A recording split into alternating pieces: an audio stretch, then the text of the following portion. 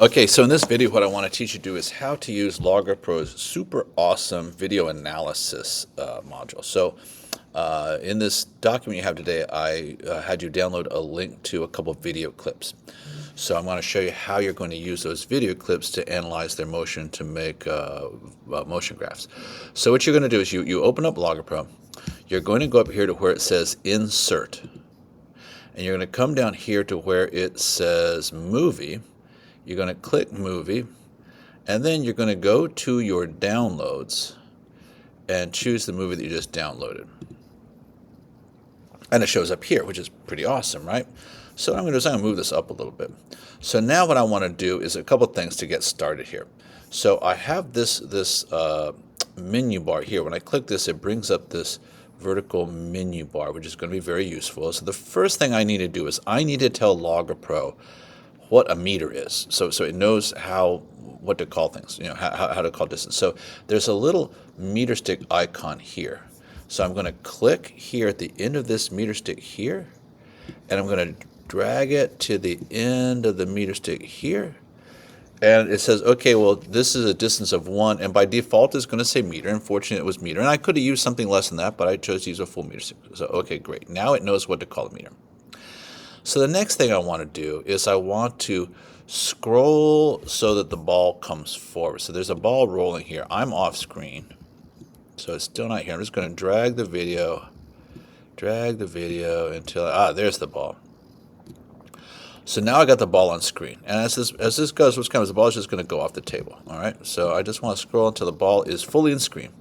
So now what I want to do is I want to establish the origin. What am I going to call 0, 0? So I come up here to this icon, not the first one, not the third one here. I click on this. I'm going to click in the center of the ball. The center of the ball is now 0, 0.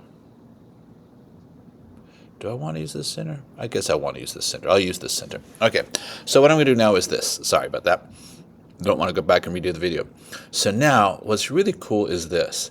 If I click this one here, what'll happen is I'm going to put this, I click the second one here. Now if I put this at the center of the ball, it's going to leave an oil drop, right? I almost pointed to the screen this way. See, there's a little oil drop here in blue.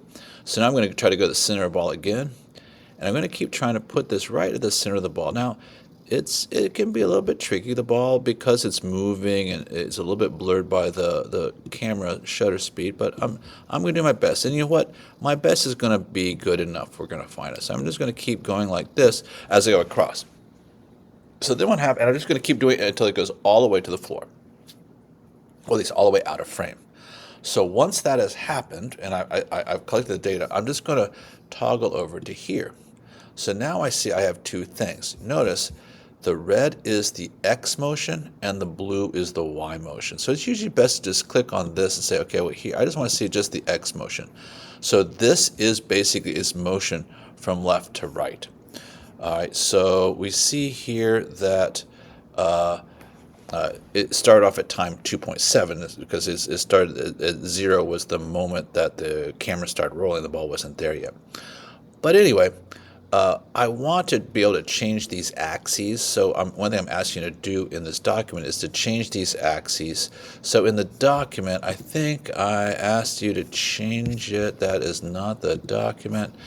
I believe I asked you to change it from 3 and -1. So we're going to go back here, and I'm going to right click on the graph, and I'm going to bring up graph options.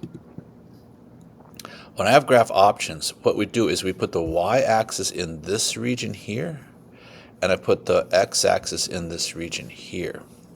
So what I want to do is I want to make it so that the y-axis, I was told, goes from 3 to -1. So right now it's in auto scale. I'm going to click to manual, and now I can say I want the top of my graph over here to be at 3, and I want the bottom down here to be at -1.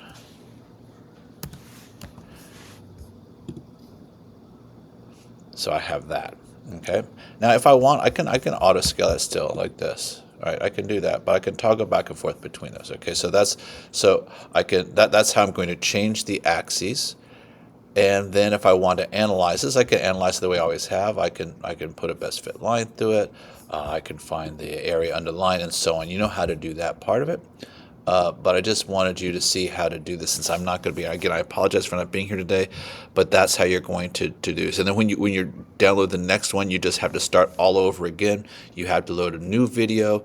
And once again, you have to just try to pick a point on the object to put your dot each time. Just be consistent about which point you put the dot on. I use the center of the ball. You can use the front of the ball, the top of the ball. It's up to you what you want to use. Okay, so again, I'm sorry I had to be the doctor today. I know this is kind of a tricky activity to do without me, but let's see how you do. All right, take care. I'll see you guys next time you come to class.